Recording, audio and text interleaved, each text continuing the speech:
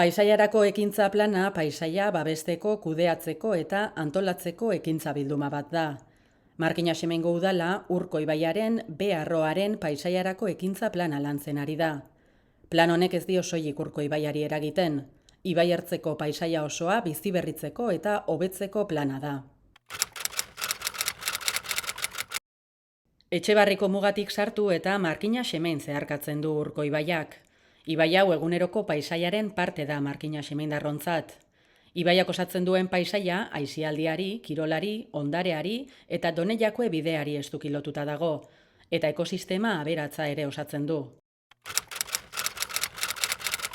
Urko ibaia Markina Semengo herrigunetik igarotzean bi ibai ertz bereizten dira, eskuinaldea eta ezkerraldea.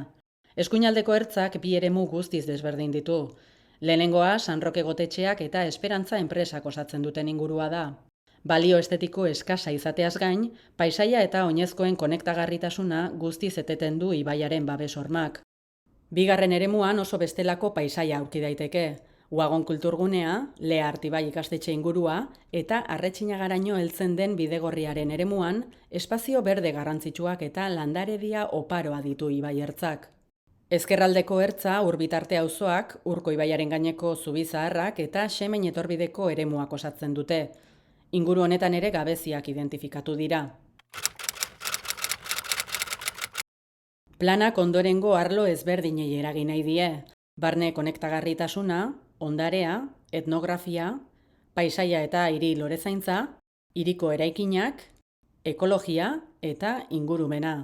Arlo horietako bakoitzean gabeziak identifikatu eta irtenbidea bilatzea du helburu planak. Ikuspegi teknikoa eman dion enpresa batek garatu du lana. Hala ere, udalak ezinbesteko ikusten du hausnarketa herritarrekin batera egitea eta herritarren iritziak jasotzea. Horretarako Urko ibaiaren ertzak bertatik bertara bisitatuz, hausnarketa saio irekia egingo da irailaren 7an, 6etan Uagonen hasita. Horrez gain, inkesta bat ere banatuko da herritarren artean.